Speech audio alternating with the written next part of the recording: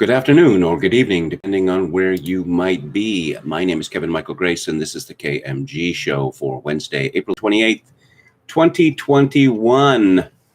No fly for you, says the TSA to Nicholas Fuentes. This is from Jack Hadfield at National File. America First commentator Nick Fuentes revealed that he learned that he was on a no-fly list after the TSA refused to let him board two separate flights to Florida. National File reported Tuesday that Fuentes, the host of the popular conservative online show America First, revealed that he was placed on a no-fly list when he attempted to fly to Florida to attend a press conference to address legislation that is currently going through the state's legislature to address big tech censorship. Quote, "So I'm on my way to a press conference to discuss how I've been banned from nearly all social media and tech services, and then I find out that I can't even get there because I've been put on a no-fly list. This is overt political persecution. America is not a free country," unquote. In a further statement, he said that since attending Trump's rally January 6th, he has been banned from Airbnb, Facebook, Instagram, DLive, and Coinbase, banned from every payment processor, and had a bank account frozen, with the no-fly list being just the latest in this long list. "I haven't even done anything wrong," Fuentes added. A number of online commentators had cast aspersions on Fuentes and questioned whether he had actually been placed on a no-fly list or not, with some suggesting that he was lying about what had happened and had simply not been allowed onto a certain airline due to having been previously removed for refusing to put on a face mask. Some creep called Alex Sears tweeted, "No fly list my ass, don't bully flight staff, and remember the airline won't ban you from flying on their planes." Yes, Ian Miles Chung, who I guess has some sort of beef with Fuentes, says Nick Fuentes isn't actually on the no-fly list. He was likely just banned by an airline for getting verbally abusive towards their staff in December, although there's no evidence of that either. Remember when flight attendants, I don't know, they used to be called stewardesses. They were these nice, pretty young ladies who brought you food, and peanuts, and drinks. They seem to have all morphed into this horrible middle-aged army of scolds. "Don't do this, don't do that. Sit down, I told you. The plane has not come to a complete stop," etc., etc. Back to National File. However, Fuentes revealed in more detail exactly what happened to him when speaking on his show, and also to Alex Jones of InfoWars. Fuentes told Jones that he'd been unable to check in online for his flight 2 to 3 days previously, and had also been warned by fellow America First conservatives Lauren Witzke and Vince James that they had been subject to advanced screening when they arrived at the airport. When he was there, he was rejected from 2 separate airlines. Each time he was cleared by the security of the airlines themselves, but rejected by the TSA. Fuentes said that the TSA told him he should make a redress claim for what had happened, which in practical terms means that he is on a no-fly list. "They don't give you a warning or send a letter. You don't find out until you're there," Fuentes said. "This woke stuff is out of control. Now it seems I'm being punished by the federal government," Fuentes added. "I'm being punished and persecuted for merely attending a political protest." Yeah. So how far is this going to go? Okay, so you can't use the payment services. Bank account frozen. Maybe they'll cut off people's heat and water for their political opinions. I don't really think that is all that far-fetched. Elijah Schaefer tweeted, "I reached out to Nick directly for comment to verify his claim. He is apparently on a federal TSA no-fly list that stretches across all airlines. As a foreign commentator, please don't justify the liberties of an American being stripped away just because you hate his rhetoric." Cassandra Fairbanks tweeted, "The people who just pretend to be pro-free speech are really exposing themselves with how they react to this Nick Fuentes stuff. It is a huge big deal if the government is once again putting dissidents on no-fly lists." Glenn Greenwald weighed in. "Read the old ACLU on how the no-fly list is one of the worst and most abusive assaults from the war on terror on core civil liberties, no matter who it's aimed at. So I looked this up on Twitter, and I found that majority of commenters were having great fun with Nick Fuentes. You deserved it. You reap what you sow, etc., etc. Now, you might remember, it wasn't all that long ago, after Joe Biden was elected president of the United States, and especially after he took office, that this was a time for healing. It was a time to reunite the American people. It was a time to back away from harshness and partisanship. Well, they didn't mean any of that. What is happening is that they've decided to shoot the wounded. No, we win. We always win. We always will win. We control everything. And you think you can have your little corner of America? No. No, you can't. Because you're an evil man, a white supremacist, a domestic insurrectionist, etc., etc. I didn't find a lot about this story on the internet. I think for a rather obvious reason. Washington Watcher 2 asks a question at VDare. This is just the latest injustice committed by the Biden regime against the American people. There's a new standard set. If your speech offends the powers that be, they can ban you from flying. No charges or trial required. This new power can be used against a whole plethora of conservatives and right-wingers. The question is now, will Republicans speak up against this? Will Tucker Carlson bring attention to it on his show? Greenwald's concern indicates Tucker will likely mention it, but will any Republican lawmaker share the same concern? Well, I believe at least one Republican lawmaker has indicated her concern. There's talk of action in Congress regarding this. After 9/11, a great deal of the right, the so-called right, disgraced themselves forever by essentially saying civil liberties, no, only criminals would call for civil liberties. Yes, let's be searched. Let's have body searches. Let's have X-ray pictures of you. Let's humiliate you even more in airports. If you see something, say something. How dare you criticize President Bush? Of course, these same people never imagined that these techniques could be used against them. And of course, now they are.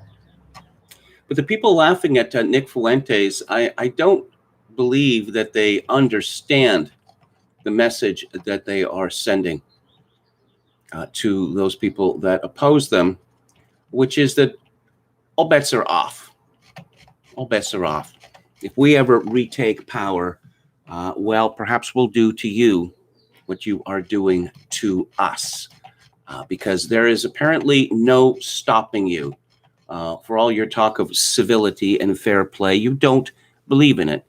The left doesn't believe in civility and fair play. It believes in winning. And that's why it has been winning for decades and decades and decades. And until the right realizes what the score is, this is never going to change. It is only going to get worse. Let's go back to Glenn Greenwald. He writes on Twitter, in 2012, I reported on a particularly outrageous case of a U.S. Air Force veteran who was stranded in Qatar and couldn't return to the U.S. to visit his dying mother because he had been placed on the U.S. government's no-fly list with no explanation or recourse. We should see if there's evidence to corroborate Fuentes' claim about what has happened, but the no-fly list is still in effect and still used against U.S. citizens. DHS is explicitly ramping up its domestic war on terror, and this weapon will be part of it. So let's go to the chat. MF Superstar says the left makes the rules, and the rules say the left wins. Indeed. Hello to Palcasso88 and to Dan, who says, greetings, my fellow no-fly list serfs. To Roulette Cracked. Walrus Lolbertarian says, not a fan of Nick, but that's ridiculous. Anaran says, no fly lists. How can this country not be called totalitarian now? De Boreas says, brain thrombosis caused by COVID vaccines. Hello to Gaminian. Metatron says, Ian Miles Chung likes to dox. Matt Forney says, hello, Matt. Eastern, Euro, Middle Eastern, and Asian airlines still employ smiling young women to serve food and be nice. Yes, I've read about this, and it would seem to me to be the obvious thing to do, but especially whenever I have traveled on Air Canada, I'm just looking at these 50-year-old women with just hatred in their faces. They hate their jobs. They hate their passengers. Could I get a beer? It's like, please, don't be angry with me. You know, we're not serving this at that time. No, we're not serving that at that time. Why are you bothering me? Debrea says, super fit 55-year-old died right after vaccine in Australia.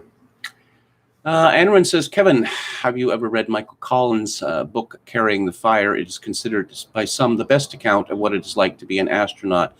Yes, Michael Collins, who was the third member of Apollo 11, died a couple of days ago. I remember at the time that the news media was very fond of him, essentially suggesting that he should have been one of the men to go on the moon. Because the other two, Neil Armstrong and Buzz Aldrin, were stiffs. Well, as it turned out, as we've learned in many ways, Buzz Aldrin is not a stiff. But no, I have not read Michael Collins' book, but I will check it out. Matt Farney says the next step is that Fuentes will be arrested unless he can find a way to get out of the country. Cecil Henry says ACLU opposed to no-fly lists, so they're opposed to vaccine passports too, right? David Wright says no sympathy here. Fuentes can simply buy his own Learjet and land on empty fields. Chogokin 666 says I've been put on a no-walk list. Roulette Cracked says Lindell, that's the pillow guy, should have provided him with a helicopter. Again, David Wright, we knew this was coming. They are going for Giuliani, soon those closer to Trump than the Orange Man himself. Okay, right meant pro-torture, said Chogokin 666. Yes, the so-called right, the so-called conservatives. Oh, no, we don't do torture. No, intensive interrogation. Oh, I see. So that's not torture? Do you see the word torture in any of our documents? So no, there is no torture. Of course, I remember even before that at Waco, listening to the overwhelming majority of so-called conservative commentators absolutely reveling in the killing of women and children by weapons forbidden by the Geneva Conventions.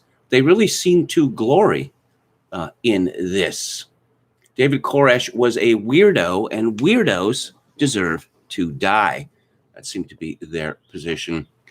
MF Superstar says Trump should run on promise to abolish the CIA and maybe the FBI until we can figure out what the hell is going on. Cecil Henry, they charged the guy who filmed the Ahmaud Arbery shooting with a hate crime. Apparently seeing things is now a crime, as is defending yourself. Yeah.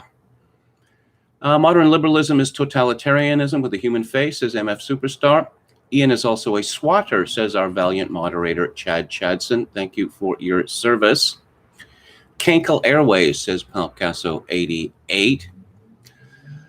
Hello to Genius and to Jay Miller. Daily Reminder, he says that conservatism is a loser terminology. Indeed, it is. And hello to Professor Paul.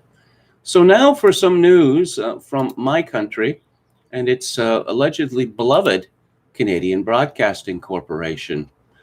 This story has not been covered either, except for the post-millennial and the Daily Fix, and I wonder why that might be. CBC features author who writes about blowing up and gassing white people during race war. The CBC host then explained that she was Jewish, but apologized to the author that his experience of the world made him feel that way.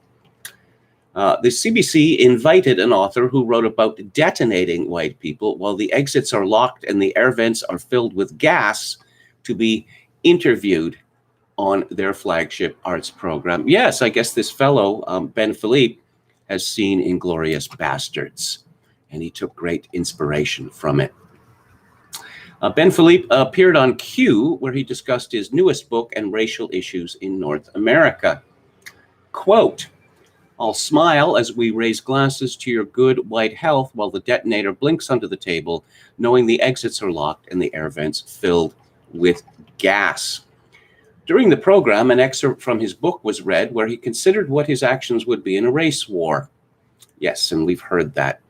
After the host read this passage aloud, she responded by saying, I'm a Jewish person and my grandparents survived the Holocaust.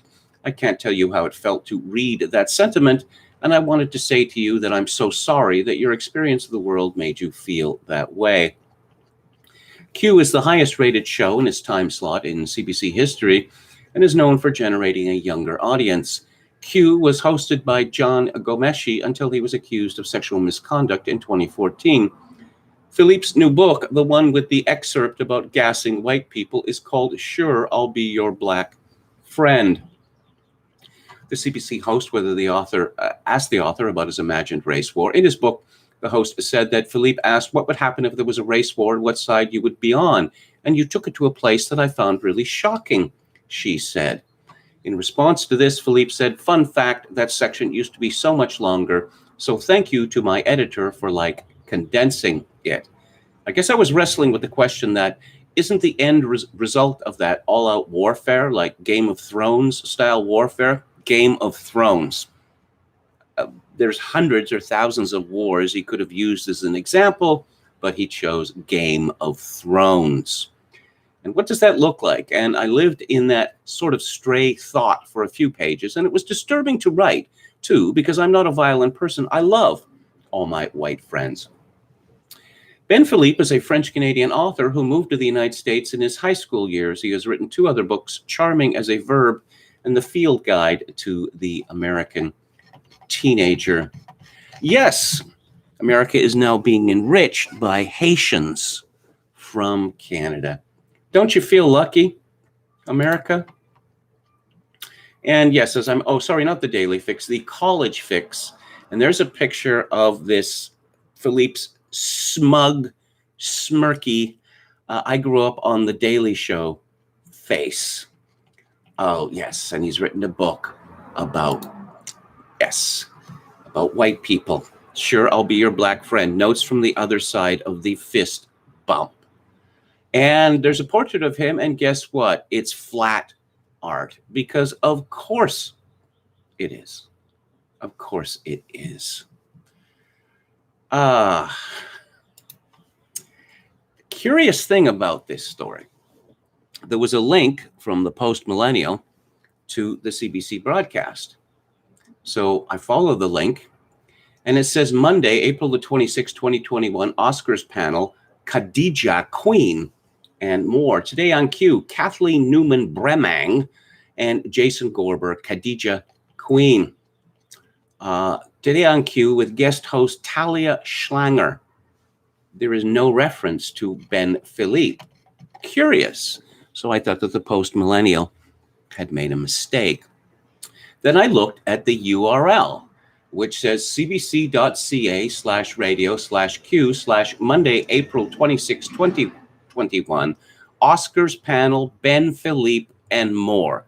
So the CBC is now trying to pretend they never broadcasted this segment.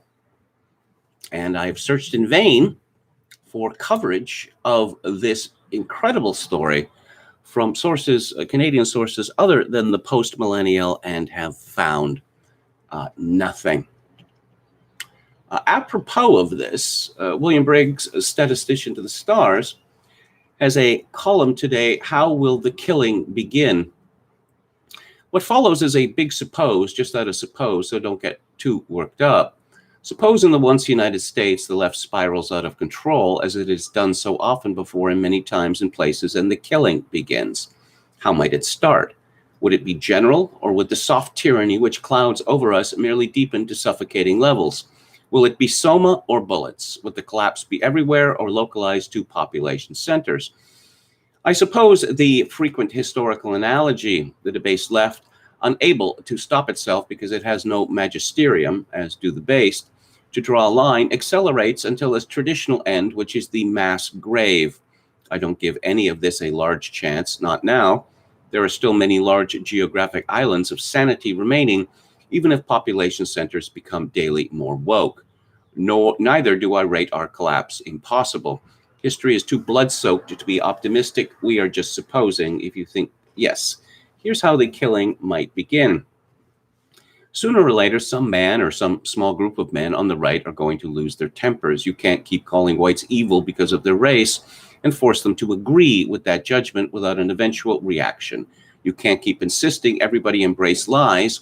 Think how many are now official policy and force all to pretend to be enthusiastic about the lies without somebody snapping. Most of us will keep our heads down. A few of us will end up loving Big Brother. But someday, and too damn soon, perhaps one of us is going to act out in some small but noticed way. I've been thinking along these lines for about a decade.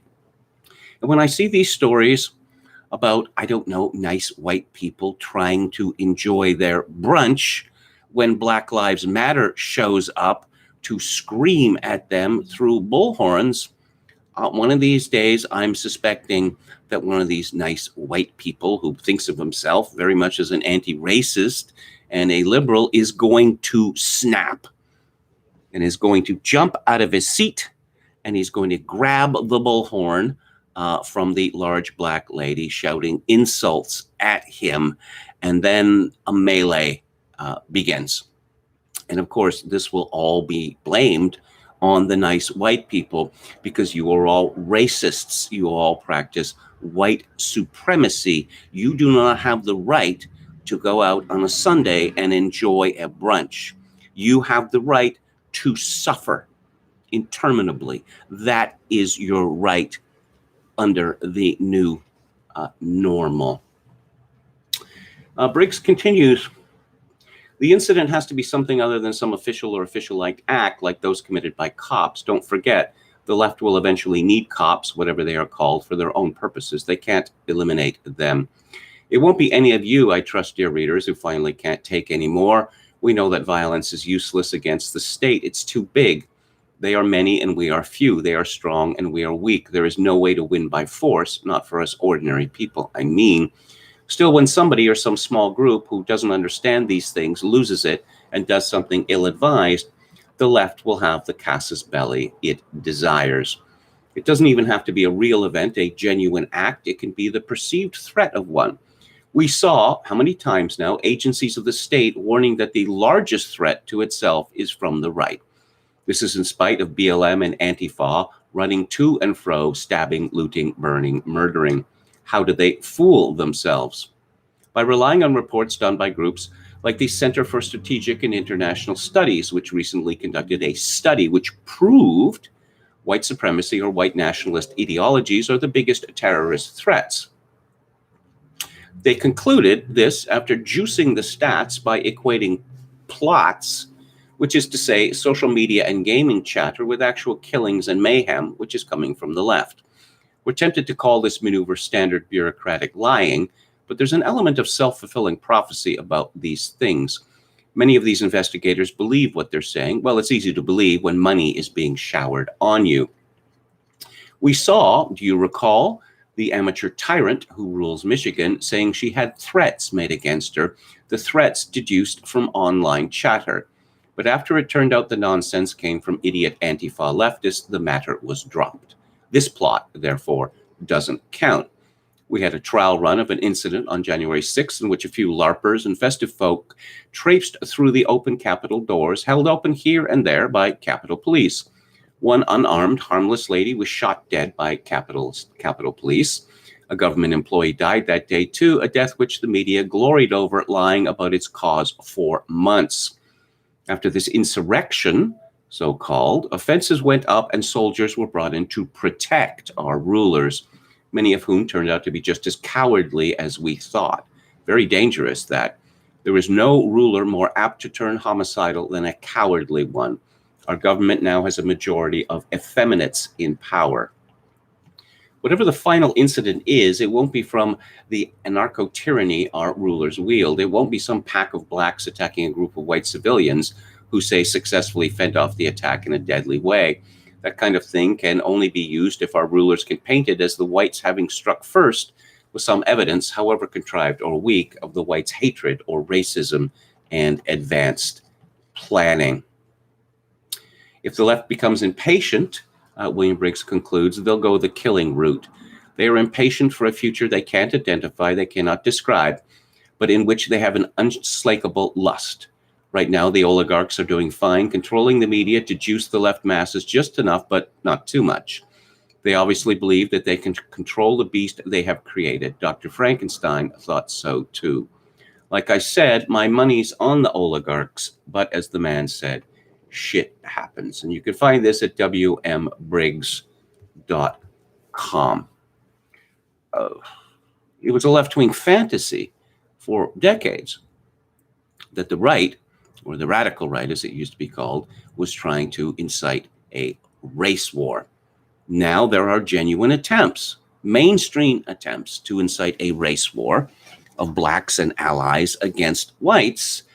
And either this is, perfectly acceptable, or the CBC, the vaunted Canadian Broadcasting Corporation, puts it on the air and then decides to pretend that that never happened. Let's go to the chat. Okay, hang on just a second here. Greatest living historian in the chat, says MF, a superstar of Professor Paul. De Berea says Biden is literally signing without reading. Anything goes, mother, fathers, cats, and the children. He literally looks and sounds like C-3PO. Roulette Crack says, follow who they hate the most to get the best takes. Best example of that is the Pulitzer Prize winner AA from the publication, which can never be named. Texas Feral Hog says, remember when stewardesses were beautiful, sexy, and friendly, and if you hit the jackpot, pulling 3 smiling gods. Well, okay, I won't finish that. Yes, I'm going to be talking in a few weeks about a band called 10cc. One of their hits was called I'm Mandy, Fly Me, which was based on an actual ad of the late 1960s. A gorgeous blonde with a beautiful, innocent smile, and I'm Mandy, Fly Me. And there were others. I'm different name, Fly Me. And this is considered to be absolutely outrageous now, because who wouldn't want to be waited on by beautiful young women?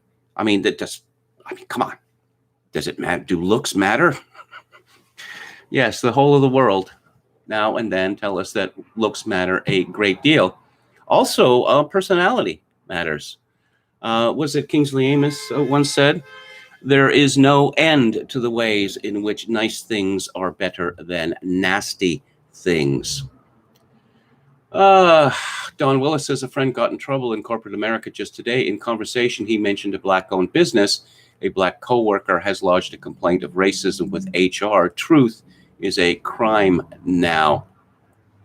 Cecil Henry says, note the telling response from the Jewish host who apologizes, sympathizes with the black man. It's such a spontaneous moment of hostile honesty.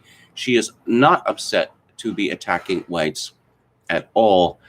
World War II ended 76 years ago, and we're still hearing about these people's grandmothers. How old was that woman on the CBC?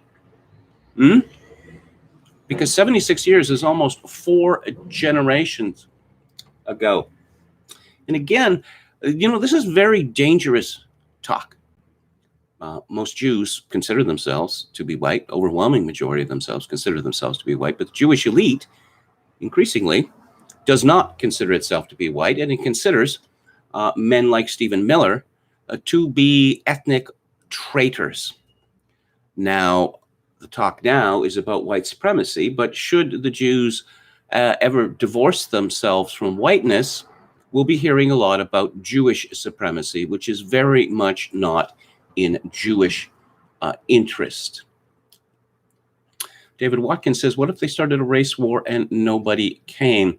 Don Willis says, never apologize for being white. Indeed, and never use this word racist. Never. It's useless. It's simply a tool of the left. All white men are racist by their definition. And these quislings who, attack white people for being white, well, look in the mirror, pal. And once again, if you think that your allyship is going to mean that the revolution spares you when it comes, you might want to look at the history, say, of the French Revolution. Cecil Henry says, how did Canada get in this situation and all the West? It wasn't because we liked immigrants, but because we didn't like the host white nation and wanted it destroyed. Your elites. David Watkin, again, just never apologize. The Trump lesson.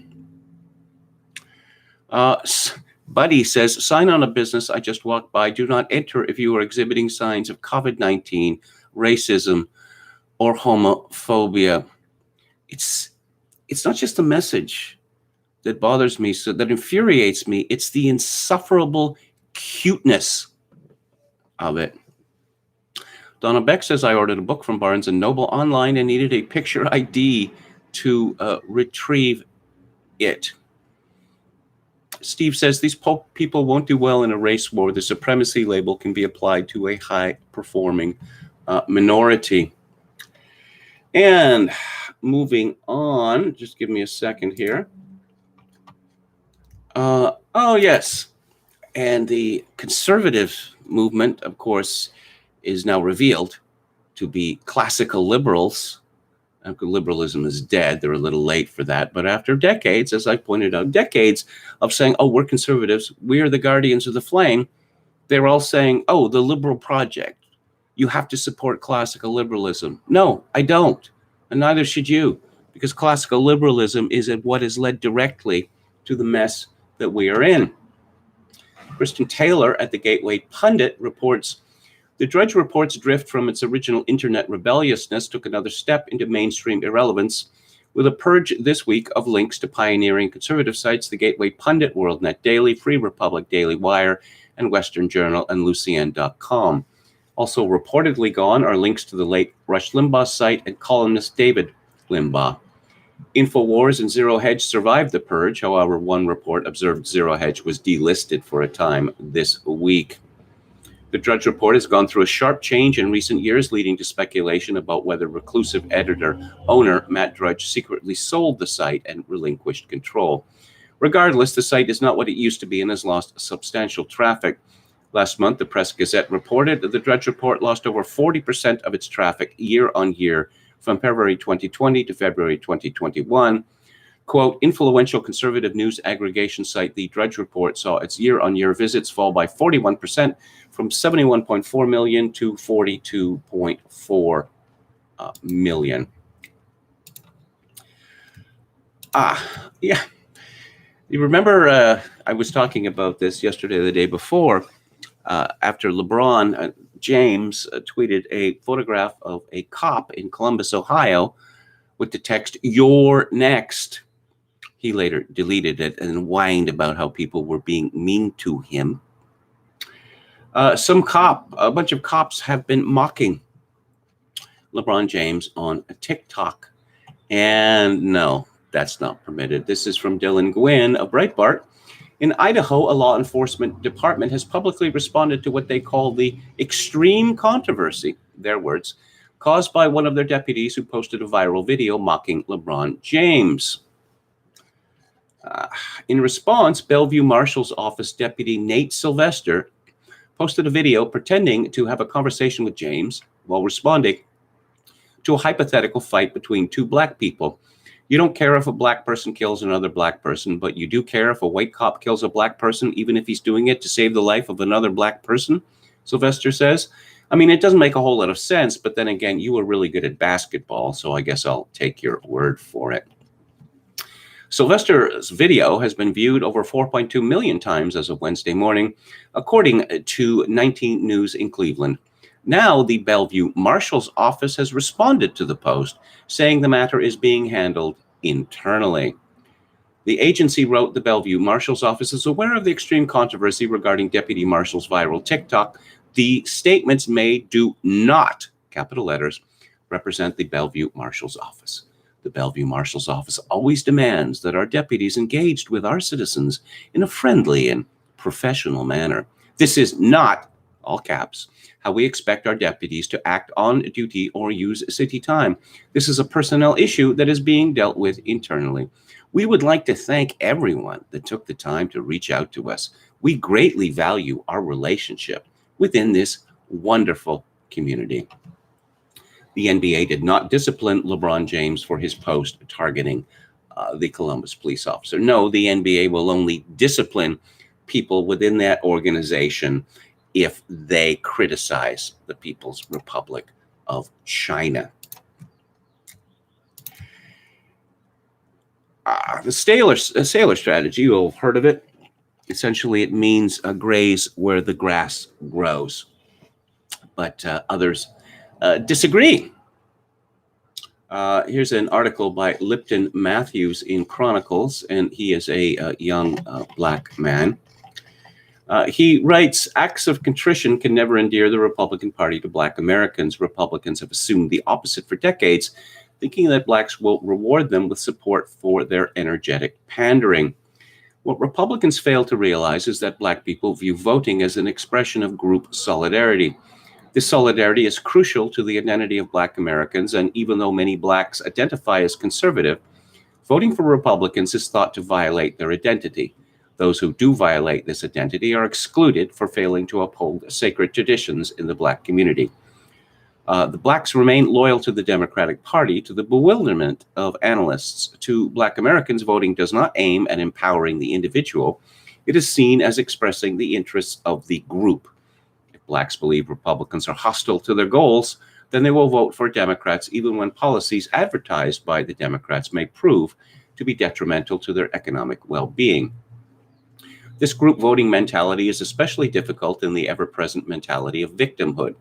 Black activists and white liberals want us to accept the cult of black victimization, tying this closely to black voting patterns, thus making it difficult for Republicans to appeal to black voters. Obviously, ethnocultural issues have determined the political choices of various groups in America before, like the Irish and Italians. Yet the Irish and Italians were never enslaved in America, which limits the ability of non-black ethnic leaders to get politicians to accede to their demands. Without the element of slavery, black ethnic leaders like Maxine Waters and Al Sharpton would lose some leverage over white politicians. Unlike the radical separatism advocated by Huey Newton and the Nation of Islam, black victimhood functions as a group adaptation mechanism by allowing black activists to impose demands on the state. Black separatists are usually maligned by the mainstream, but their vision is far more liberating than that of black liberals and their white companions. Separatists want black people to be free from white institutions, whereas liberals envision a society where whites are responsible for looking after and coddling blacks. I'll just break in to say that I don't know how long this can hold, because what we hear from the black elite, I mean, not just constantly, but continuously, is that they are exhausted, or alternately infuriated, outraged, trembling with terror and such like by the mere existence of white people. So I don't know. I think that black separatism may have a considerable future, because if I don't know, do they expect white people in America to go away?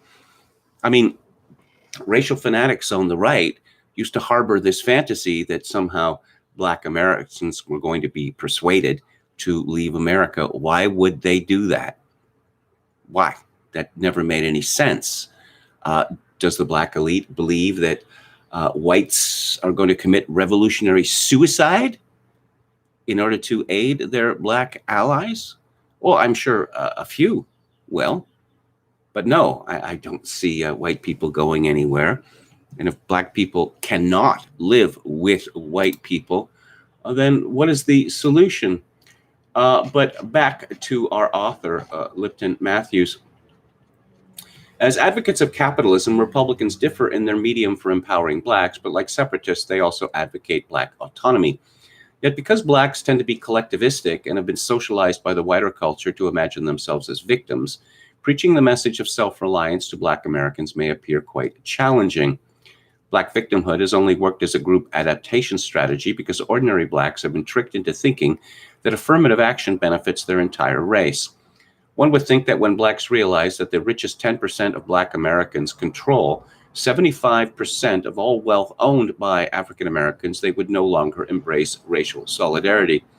Similarly, noting that wealthy blacks are 1,382 times richer than poor blacks may force black Americans to question the sincerity of activists who decry the racial wealth gap. Well, yes. I mean, I've talked often about the failure of the civil rights movement.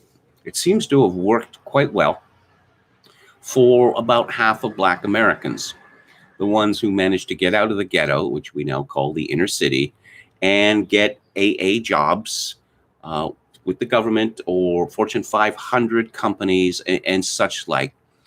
That leaves the other half of blacks in America who live lives in cities like Baltimore and Detroit and Newark and others of almost unimaginable horror. And you will note that the media doesn't delve into this horror very much for obvious reasons. Matthews continues, the truth is that victimhood is intertwined with the politics of black solidarity.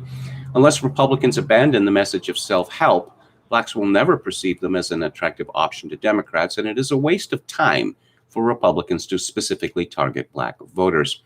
The 2020 election is a perfect example of this. Donald Trump marketed himself as a friend of black people, working strenuously to improve black economic conditions and perform many other services for the black community. Yet despite these efforts, Trump won only 14% of the black vote. Republicans are wasting their time by targeting specifically black voters.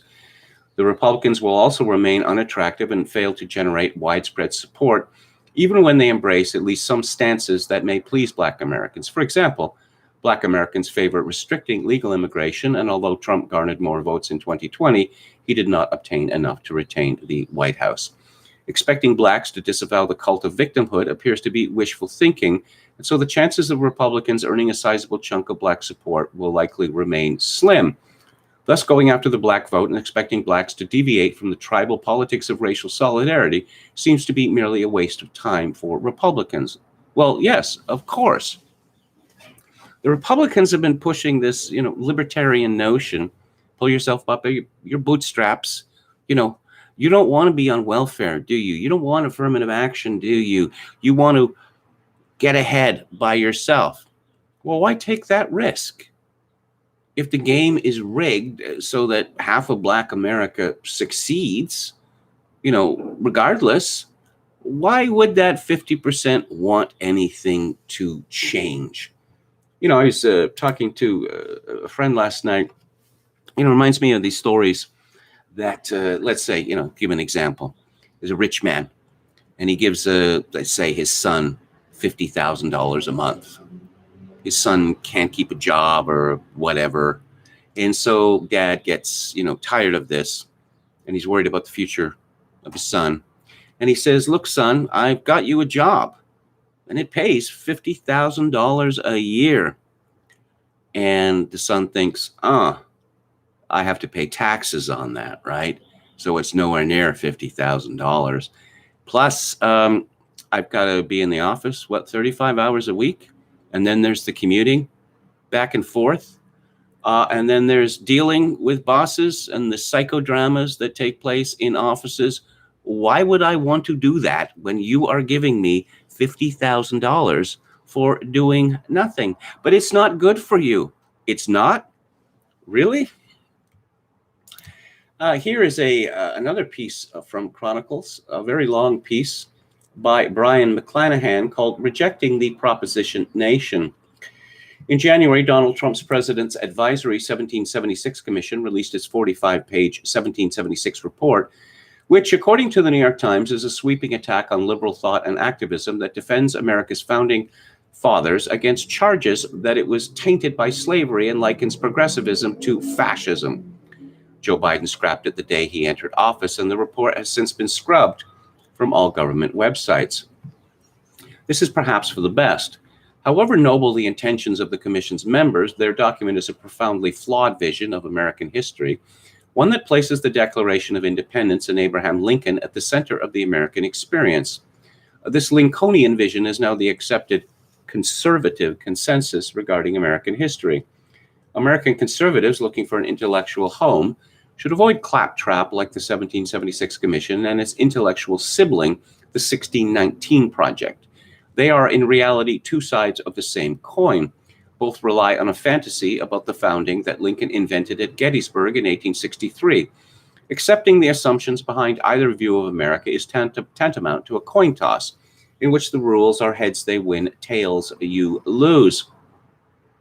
Trump tapped Hillsdale College President Larry Arnn to head the commission and appointed 17 other academics and politicians to serve in advisory roles. Consider the required reading recommendations for American students from the 1776 report, which include the 1848 Seneca Falls Declaration calling for women's suffrage, the Dr. Martin Luther King Jr.'s I Have a Dream speech. Stanton looked to the form and substance of the Declaration of Independence in crafting the Declaration, and King asserted that the Declaration and the Constitution constituted a promissory note to which every American was to fall heir. No contemporary of Stanton or King would have confused either for a conservative. Stanton sided with the Republican Party during the 1850s because she perceived it as a conduit for reform and complained loudly of betrayal when it refused to back women's suffrage following the Civil War. King flirted with communism and, like the academics who crafted the 1776 report, viewed the Declaration's self-evident truth that all men are created equal as a foundational promise betrayed by bad actors in American history, mostly from the South. As the author points out, this is the neoconservative view of American history, that essentially there was the bad America, which was before 1863, and then the good America, post 1863. But then, of course, there was Jim Crow after Reconstruction. If you argue with these people, you never get anywhere, because you can point. They seem to regard the existence of slavery after the founding of the United States of America as something of an anomaly. That, oh, what, nobody noticed? Even as they talk about the 3/5 rule. When Thomas Jefferson talked about all men being equal, he was not talking about black men. He was not. And this is not purely an American phenomenon. Nowhere in the Western world were black people, such as they were, to the extent that they existed in any of these Western countries, considered to be equal to white people. It's that simple. America was born based on a compromise on slavery. And even the liberals of the day, even Abraham Lincoln, did not believe that black people were equal, certainly intellectually, to white people. But it's just lies. It is all lies. There has been obviously an enormous change in how white people regard black people. But history cannot be rewritten on this basis, although there are endless attempts to try. Here's a story from ABC News. Derek Chauvin, juror, says trial was like watching somebody die on a daily basis. Brandon Mitchell, juror 52 in the trial against former Minneapolis police officer Chauvin for the murder of George Floyd, said being in the courtroom for the high-profile case was like watching somebody die on a daily basis. I don't believe him. It's simply a commonplace that people see something horrific or they hear of something horrific, And through repetition, one becomes desensitized to it, especially a jury, which is overwhelmed with details regarding murder, attempted murder, etc. And this juror in particular seems to believe that he has a place in history. He says Mitchell said he publicly wanted to extend his condolences to Floyd's family and let them know that, quote, his name is going to live on. His legacy is now cemented in history. It's now become so much bigger than him as an individual. It will hopefully create some change within society. George Floyd was a drug addict and a career criminal. Of course, now he has been sainted. But the Rodney King, is his legacy now cemented in history? The families of these people who get limited by the police, they all get paid off to the tune of millions. And I can't help but think that there's been a lot of dark thoughts about people's relatives, that maybe this fellow could get himself limited by the police because a few $1 million would really hit the spot. Trayvon Martin's families, and he had two of them essentially, neither of them seemingly wanted to have anything to do with him, but all of these people got rich nonetheless. So this is a story from the American Spectator, how the left turned Chauvin into a racist killer. It's by investigative reporter Jack Cashill. How painting Derek Chauvin as a racist, whatever that might mean, that would seem to be, an impossible task. But it has been achieved. Cashill writes, when I saw the George Floyd tape, I was not shocked. I had seen in person the same restraint applied to a woman. It does look awful. Given what I'd seen on my street, I chose not to prejudge the officers. I needed the prosecutors to convince me beyond a reasonable doubt of the two facts they would have to prove to the jury. The first, as defense attorney Eric Nelson phrased it, was that Chauvin had, quote, an intent to purposefully use unlawful force, unquote. The second, just as important, was that, quote, the defendant's actions caused the death of Mr. Floyd, unquote. For the record, Chauvin had nothing to do with Floyd's passing of a counterfeit $20 bill. Two rookie cops, J. Alexander Kung and Thomas Lane, were summoned to the scene by the store manager. After receiving calls that officers needed assistance, Chauvin and his partner, Tao Thao, arrived at 8:17. Chang pointed to the car where Kung and Lane were struggling with Floyd. Go over there, they need your help. Floyd, 6'4" and 223 pounds at the time of his autopsy, was aggressively resisting arrest. The two rookie officers could not get him into the police car.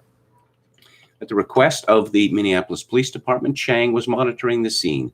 The crowd was very aggressive toward the officers, he testified. Unlike the other four officers, Chang was not charged. And so here is a conversation. Chauvin, you need to take a seat right now. Floyd, and I just had COVID, man. I don't want to go through that. Chauvin, okay, I'll roll the windows down. Hey, listen, you need to take a seat right now. Floyd, dang, man. Chauvin, listen. Floyd, I'm not that kind of guy. Chauvin, I'll roll the windows down if you put your legs in, all right? I'll put the air on. Roughly 6 or 7 minutes before Floyd took his last breath, Chauvin had shown no signs of racism or brutality, let alone the potential for murder. To this point in the interaction, he had been polite, professional, and if anything, too patient. I'll put the air on. Are those the words of a racist killer? Well, I'll have to say, again, that Chauvin is a racist because all white people are racist. This is the dogma now. There is no disputing it. And of course, only white people can be racist by definition. So it may appear that Chauvin was acting politely, but it was the begrudged politeness of a racist. Oh, and the tremendously pro-black Biden administration, I don't know, this could be a huge blunder. The American Civil Liberties Union, this is from the Daily Mail, and a number of other civil rights groups warned that President Joe Biden's move to ban menthol cigarettes could actually harm communities of color. Well, they mean black people, so why don't they say it? A menthol cigarette ban would disproportionately impact communities of color, result in criminalization of the market, and exacerbate mass incarceration. A letter sent this week to Health and Human Services Secretary Xavier Becerra warned. It was signed by the ACLU, the National Association of Blacks in Criminal Justice, Students for a Sensible Drug Policy, and 24 other related groups. On Wednesday, the Washington Post reported that the Biden administration was expected to announce the proposal to ban menthol cigarettes soon, which would set off a process with the Food and Drug Administration that could take years, but would be applauded by anti-smoking and other civil rights groups. How are anti-smoking groups a civil rights group?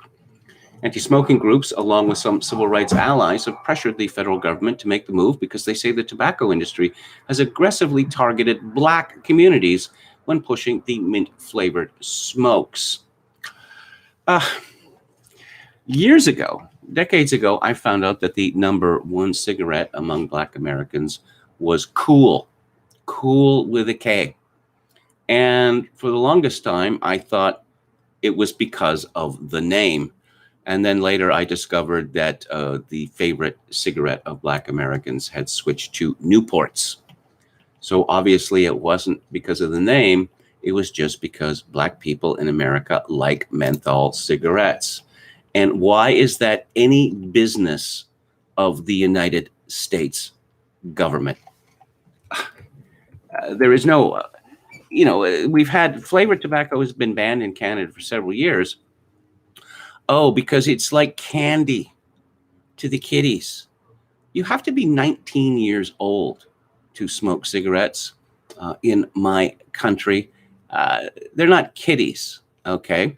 And some people like to, port flavored cigars and all that. Nope, not available in Canada because apparently the kiddies are getting a hold of this stuff. Well, I'm sure the kiddies are getting hold of marijuana and, marijuana gummies and the like. Maybe we should reban marijuana. Let's go back to the chat. Roulette cracked. Also, that juror said Chauvin did not show any remorse in his facial expressions, which led him to submit a guilty verdict. How dumb is this juror admitting his decision was based on facial expressions? I don't know. I was thinking about that today. That maybe Chauvin's lawyer should have persuaded him to burst into tears, to make a scene on the stand, to beat his breast with his remorse. It'd all be phony, of course, but I don't think the jury would have been able to tell the difference at all. I don't think they could have. They would have bought it. We would have bought it. Hello to Eche Lux. Roulette Crack says this is an actual CNN article. I kid you not. Here's the headline. Derek Chauvin, why the look on his face was something worse than hate. Not making that up. Was he supposed to be grinning up a storm?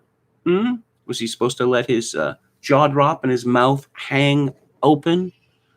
I don't know. I mean, he conducted himself in a dignified fashion during the trial. And dignity is bad. We can't have dignity anymore. Cecil Henry says the problem blacks have with Republicans is that rhinos still try to appeal to whites. Blacks don't like that. That should tell you all you need to know. Yo Mama says, you think the business types in the GOP would recognize the low return on investment and outreach towards black voters? No, we see the same thing in Canada with the Conservative Party. When Stephen Harper won his majority government, they were crowing. Yeah, we've cracked the immigrant vote. The immigrant vote is the future. Oh, what percentage of the immigrant vote did, or visible minorities rather, did the Conservatives get? They won a majority government, keep in mind. 31%.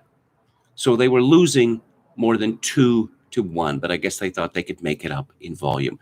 By contrast, during that election, Stephen Harper's party won 52% of white Protestants.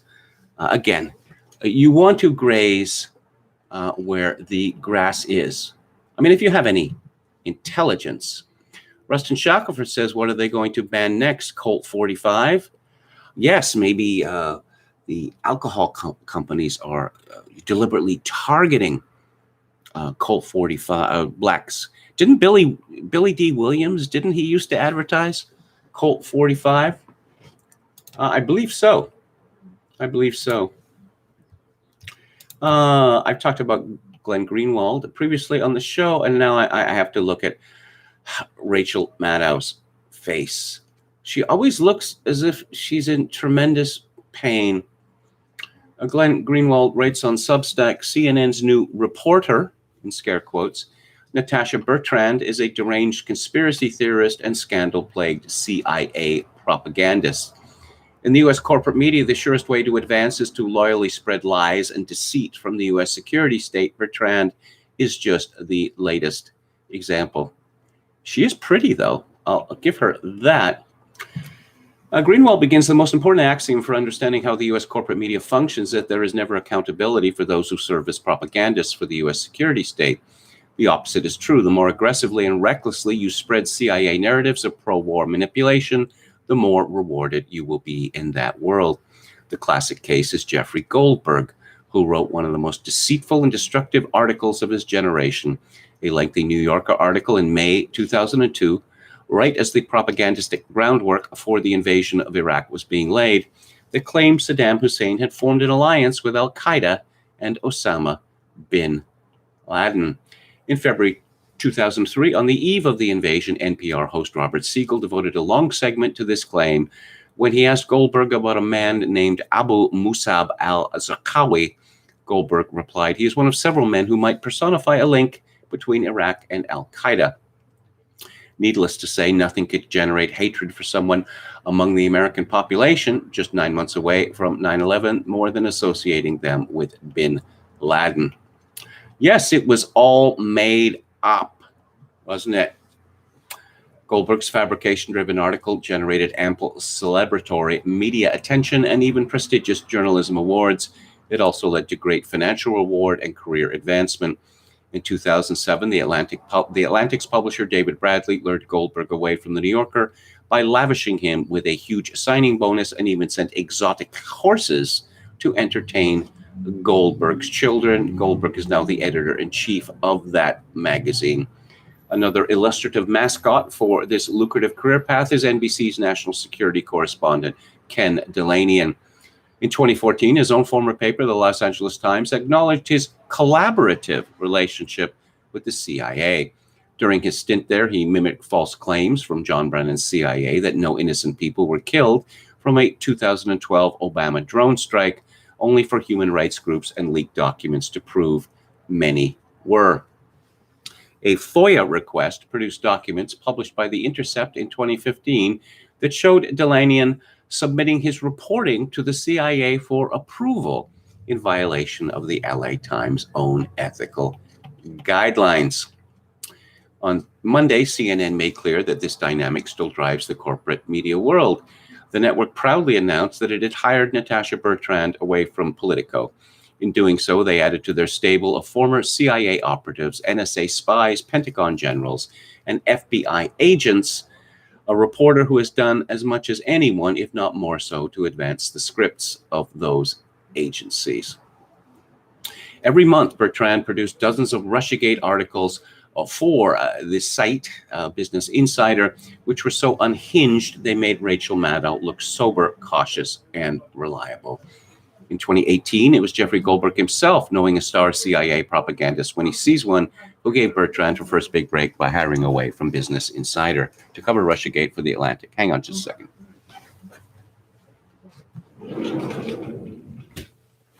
Okay, that should be better. Yeah. So Greenwald gives many such examples. I just have to say that one should just regard, the so-called intelligence community and the military-industrial complex and the media as the same. their symbiotic relationship is such that they have become a beast with two backs. And I have been promising this for some time, but I've been running over, and I have neglected it. And I'm going to read a little more from Hilaire Belloc's The Servile State, a book which I believe, even though published in 1912, is exceedingly prescient in these days of social credit scores and talk of UBI. How the servile institution was for a time dissolved. The process by which slavery disappeared among Christian men, though very lengthy in its development, it covered close upon 1,000 years, and though exceedingly complicated in its detail, may be easily and briefly grasped in its main lines. Let it first be clearly understood that the vast revolution through which the European mind passed between the 1st and 4th centuries, that revolution which is often termed the conversion of the world to Christianity, but which should, for purposes of historical accuracy, be called the growth of the church, included no attack upon the servile institution. No dogma of the church pronounced slavery to be immoral, or the sale of purchase of men to be a sin, or the imposition of compulsory labor upon a Christian to be a contravention of any human right. The emancipation of slaves was indeed regarded as a good work by the faithful, but so it was regarded by the pagan. It was, on the face of it, a service rendered to one's fellowmen. The sale of Christians to pagan masters was abhorrent to the later empire of the barbarian invasions, not because slavery in itself was condemned, but because it was a sort of treason to civilization to force men away from civilization to barbarism. In general, you will discover no pronouncement against slavery as an institution, nor any moral definition attacking it throughout all those early Christian centuries during which it nonetheless effectively disappears. The form of its disappearance is well worth noting. It begins with the establishment as the fundamental unit of production in Western Europe of those great landed estates, commonly lying in the hands of a single proprietor and generally known as villae. There were, of course, many other forms of human agglomeration: small peasant farms owned in absolute proprietorship by their petty masters, groups of free men associated in what was called a vicus, manufactories in which groups of slaves were industrially organized to the profit of their master, and governing the regions around them, the scheme of Roman towns. But of all these, the villa, the dominating type, and as society passed from the high civilization of the first 4 centuries into the simplicity of the Dark Ages, the villa, the unit of agricultural production, became more and more the model of all society. Now, the villa began as a considerable extent of land containing, like a modern English estate, pasture, arable land, water, wood, and heath or wasteland. It was owned by a dominus or lord in absolute proprietorship to sell or leave by will, to do with it whatsoever he chose. It was cultivated for him by slaves to whom he owned nothing in return, and whom it was simply in his interest to keep alive and to continue breeding in order that they might perpetuate his wealth. I concentrate particularly upon these slaves, the great majority of the human beings inhabiting the land, because although there arose in the Dark Ages, when the Roman Empire was passing into the society of the Middle Ages, other social elements within the villae, the freedmen who owed the lord a modified service, and even occasionally independent citizens present through a contract terminable and freely entered into, yet it is the slave who is the mark of all that society.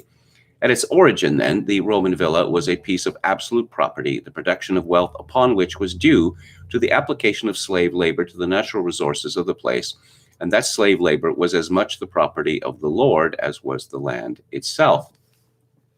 The first modification which this arrangement showed in the new society which accompanied the growth and establishment of the church in the Roman world was a sort of customary rule which modified the old arbitrary position of the slave. The slave was still a slave, but it was both more convenient in the decay of communications and public power and more consonant with the social spirit of the time to make sure of that slave's produce by asking him for no more than certain customary dues. The slave and his descendants became more or less rooted to one spot. Some were still bought and sold, but in decreasing numbers. As the generations passed, a larger and larger proportion lived where and as their fathers had lived, and the produce which they raised was fixed more and more at a certain amount, which the lord was content to receive and ask no more. The arrangement was made workable by leaving to the slave all the remaining produce of his own labor. There was a sort of implied bargain here in the absence of public powers and in the decline of the old highly centralized and vigorous system, which could always guarantee to the master the full product of the slave's effort. The bargain implied was that if the slave community of the villa would produce for the benefit of its lord not less than a certain customary amount of goods from the soil of the villa, the lord could count on their always exercising that effort by leaving to them all the surplus, which they could increase if they willed indefinitely. By the 9th century, when this process had been gradually at work for a matter of some 300 years, one fixed form of productive unit began to be apparent throughout Western Christendom. The old absolutely owned estate had come to be divided into 3 portions. One of these was pasture and arable land reserved privately to the lord and called domain, that is, lord's land. Another was in the occupation and already almost in the possession, practically, though not legally, of those who had once been slaves. A third was common land, over which both the lord and the slave exercised each their various rights, which rights were minutely remembered and held sacred by custom. For instance, in a certain village, if there was breech pasture for 300 swine, the lord might put in but 50. 250 were the rights of the village. Upon the first of these portions, domain, wealth was produced by the obedience of the slave for certain fixed hours of labor. He must come so many days a week or upon such and such occasions, all fixed and customary, to till the land of the domain for his lord, and all the produce of this must be handed over to the lord, though of course a daily wage in kind was allowed, for the laborer must live.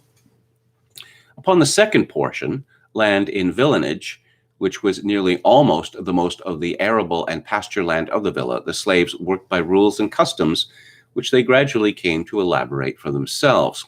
They worked under an officer of their own, sometimes nominated, sometimes elected, nearly always in practice, a man suitable to them and more or less of their choice, though this cooperative work upon the old slave ground was controlled by the general customs of the village, common to lord and slave alike, and the principal officer over both kinds of land was the lord's steward. Of the wealth so produced by the slaves, a certain fixed portion, estimated originally in kind, was payable to the lord's bailiff and became the property of the lord. Finally, on the third division of the land, the waste or the wood or the heath, and certain common pastures, wealth was produced as elsewhere by the labor of those who had once been the slaves, but divided in customary proportions between them and their masters. Thus, such and such a water meadow would have grazing for so many oxen. The number was rigidly defined, and of that number, so many would be the lords and so many the villagers. During the 8th, 9th, and 10th century, this system crystallized and became so natural in men's eyes that the original servile character of the working folk upon the villa was forgotten.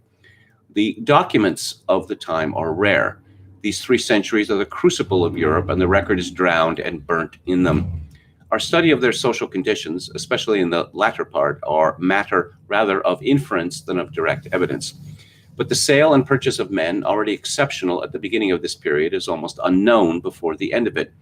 Apart from domestic slaves within the household, slavery in the old sense, which pagan antiquity gave that institution, had been transformed out of all knowledge, and when, with the 11th century, the true Middle Ages began to spring from the soil of the Dark Ages and a new civilization to arise, though the old word service, Latin for a slave, is still used for the man who works the soil, his status in the now increasing numbers of documents which we can consult is wholly changed. We can certainly no longer translate the word by the English word slave. We are compelled to translate it by a new word with very different connotations, the word serf. And I will have more on the subject of serfdom tomorrow. Just again, to repeat, we have been gaslighted into believing that slavery only existed in the New World, or perhaps only even in America, where, as Belloc has pointed out, slavery is the natural condition of humanity. And there were white slaves just as much as black slaves. I remember years ago, I used to play video games in the the 1980s. And there was this one game that I played, on the Atari. It was called 7 Cities of Gold. It was an 8-bit game, which was quite popular, and it was about exploration. And so you explored the new world, and you could decide you wanted to be nice or nasty, such like. And some years later, I read about the man who wrote the game, who designed the game. Back in those days, a single person would write a video game. Now there is a cast of hundreds or thousands, perhaps. This fellow was, a nerd, a high IQ fellow, and he decided that he was not a man, but a woman. And so he had all the operations done. And he gave a lengthy interview in which he said, if I'd had any idea how this was going to work out, I never would have done any of it. In particular, he said, they told me that, I was going to have the genitalia of a woman. And he said, no, it doesn't work like that. So I was reminded of this story when I came across a tweet that went viral. And the story is related in Big League Politics by Shane Trejo. Mutilated girl describes horrors of child gender transition. I can't believe I was allowed to have this procedure. A mutilated girl's lament is going viral as she regrets her gender transition and is questioning a system that allowed her to make such a ghastly and gruesome mistake. Quote, today is 5 years since my double mastectomy. I didn't think it would hit me this hard, but it's really tough to deal with. My scars are so large and I want to crawl out of my skin, she wrote. The transgender girl is outraged at a system that encouraged her to make these decisions and lied to her so she would adopt a depraved lifestyle of delusion. She wrote, I can't believe I was allowed as a child to have this procedure. No one could have prepared me for the reality of it. I was promised sunshine and rainbows, happiness. All my sadness and gender dysphoria would go away. Of course, a kid who was miserable would take that immediately, she wrote. She will live the rest of her days in regret after being enabled by a wicked society that puts Sodom and Gomorrah to shame. She wrote, I don't even feel as if I fit into any gender anymore. My dysphoria is worse than I could have imagined. The fever dream that is transition blinded me. I'm so tired. I wish I could go back to being a little girl and tell myself no. This is the wrong path. Big League Politics has reported on the movement of ex-transgender individuals who are attempting to detransition and urging young people not to adopt this lifestyle. A movement is building of hundreds of transgender individuals who desperately want to return to their birth sex after realizing they made a grave mistake with their transition. Sky News has reported the movement is starting in Britain, where a charity called the Detransition Advocacy Network is being set up to help people return to their birth sex. They intend to provide support to detransitioners against pressure from the rabid alphabet people community that is actively recruiting to their dangerous lifestyle. St. Thomas à Kempis said something like this: wherever you find yourself, there you are. What this means is that people get it into their heads, particularly these days, that if I utilize that one weird trick, then all my problems are going to go away. Now, this has always been true. People say, if I achieve this honor, if I marry this woman, if I buy this house, if I get that job, etc., then I will be truly happy. But you're the same person you were before you did any of those things. So these unfortunate young girls are being sold a bill of goods, and I can barely believe it that we are now all on board for the sexual mutilation of children. And those people who are responsible for this depravity pat themselves on the back over this. Oh, what good people we are. I reviewed Abigail Schreier's book on this subject, which I highly recommend to you. The fact that these puberty blockers, the drugs that they give to these girls, essentially stops their growth process. both physiological and mental. Have you ever noticed, if you've seen any of these female to male transsexuals, that they look as if they're 14-year-old girls with short hair? Have you ever noticed that? That is not by accident. I was talking about a couple of weeks ago about Herbert Marcuse and his book Eros and Power, in which he advocated for sexual depravity to destroy the bourgeoisie, to bring about communism.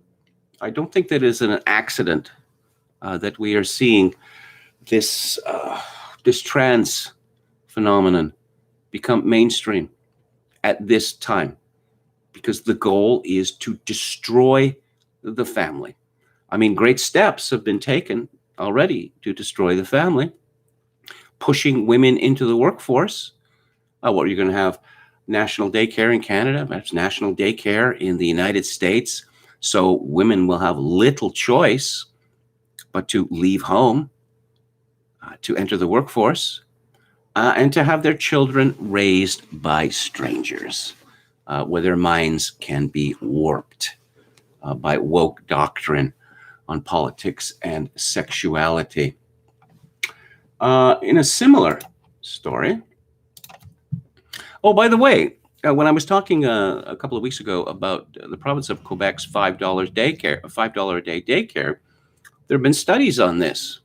And it turns out these children who have been raised from a very early age in daycare, they don't turn out so well. How about that? They seem to have problems with rage and, what do they call it? Oppositional defiance disorder. How about that? This is from Evie magazine. Over 50% of liberal white women under 30 have a mental health issue. Are we worried yet? And this is a story by Elizabeth Condra. Yeah, I wonder about that, because my experience with white women under 30, millennials, if you wish, is that they all seem to have mental health disorders. And how would I know that? Because they can't stop talking about them. They can't stop boasting of them. A 2020 Pew Research study reveals that over half of white liberal women have been diagnosed with a mental health condition at some point. Does this mean there's a correlation between progressive ideas and mental health? It's a common tactic of the political charged on either side, and normally perceived as a cheap one at that, to take the particular adherents of an ideology and equate that diehard worship to mental illness. Conservatives label younger liberal generations as snowflakes or as having Trump derangement syndrome if they didn't like the past president. Liberals and progressives label right-leaning individuals or conservatives as racists, bigots, misogynists, etc. What about misogynoirists? Resorting to this type of lowbrow behavior might once have been seen as an excuse not to address the actual issues or beliefs at hand, but now ad hominem attacks are more common than not. For whatever reason, we're not talking about the risk of mental illness women in general face, especially compared to men. Women are 40% more likely to develop depression than men due to lower levels of serotonin. We're also more likely to have anxiety and depression because of that deficiency. There are also certain life experiences like childbirth, for example, which can lead to these diagnoses. 1 in 7 women will be diagnosed with postpartum depression in the year following childbirth. Postpartum depression in particular is a condition which leaves its victims feeling powerless and without confidence or assurance in their own abilities as a mom or caregiver. Many women with postpartum depression describe feeling like failures. Well, in my opinion, postpartum depression is rather like depression itself or a teen suicide, many other things. This is largely created by the media. There were not 1 in 7 women diagnosed with postpartum depression 20 or 40 years ago. Clearly, this is a condition that has always existed, but it is not a condition. Well, it was a condition that was considered shameful, so it was kept secret. Anorexia is another one of these things. Anorexia, it's like it burst into flames after the media got a hold of this. And suddenly, many thousands of teenage girls in America and Canada are thinking, anorexia, it's all everyone's talking about. Should I be anorexic? I'm sure they didn't approach it at such a conscious level, but more on an unconscious level. Again, teenage suicide. As the guidance counselor in Heather says, whether to kill yourself or not is one of the most important decisions a teenager can make. Well, that movie was considered to be a savage satire when it came out, but that is the elite opinion now.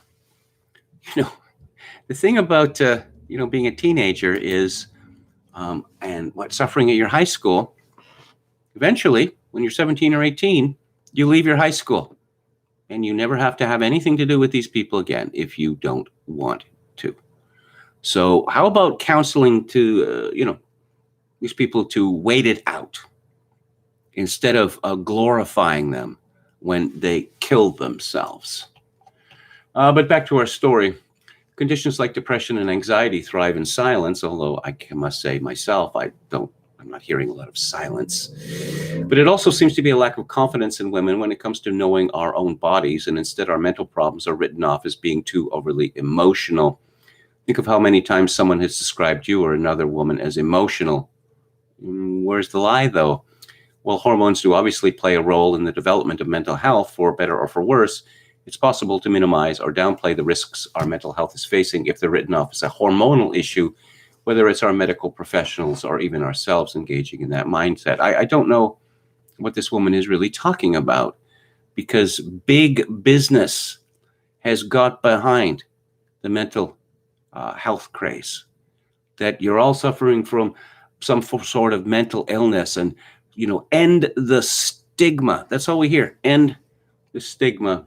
As Alex Berenson points out, schizophrenics are something like 18 times more likely to commit murder than non-schizophrenics.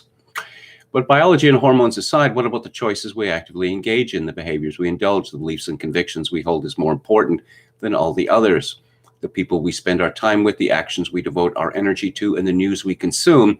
Is that negatively impacting our mental health, or even more important, leading to medical diagnoses? How about that the role of women has been revolutionized? Not that long ago, women would graduate from school. A lot of women, a few generations ago, never even finished high school. And they might work for a while, but they would get married and they would have children. Now, according to Christopher Lasch, as far back as 1920, 1 in 7 American marriages ended in divorce. But divorce was considered shameful, that there was an expectation that if you were married, then your marriage would survive until one or both of you died. There's no such expectation now. That women are expected, particularly educated women, are expected to put off marriage and childbirth longer and longer and longer, and perhaps forever. And so what do? They become cool wine ants, talking about how wonderful their life is because they have no responsibilities, but secretly worrying that their cat is going to eat them when they die of a heart attack or stroke in their efficiency apartments. Also, the women who, are married, they really have marriages. It's hardly a permanent institution at all, because I gather that 90% of divorces are initiated by women that, oh, yes, I'm being stifled. I'm not having the opportunity to grow. So I should leave my husband and perhaps my children and go on a journey. I'm 40 years old now or whatever, and, it's better do it now before it is too late.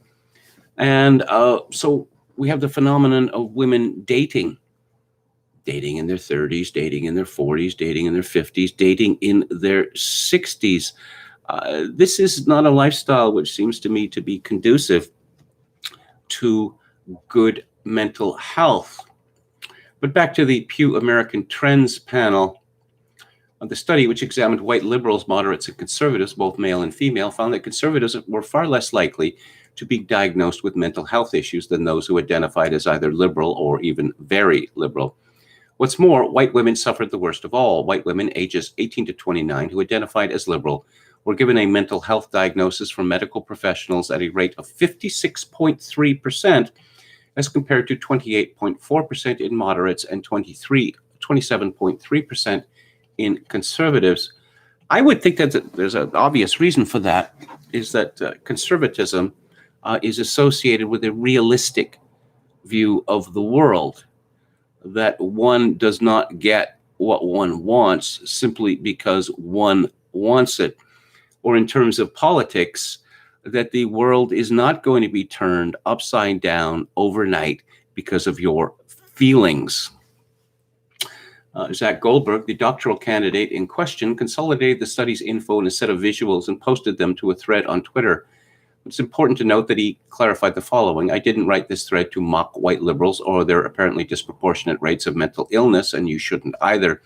Rather, this is a question that's underexplored and may shed light on attitudinal differences towards various social policies.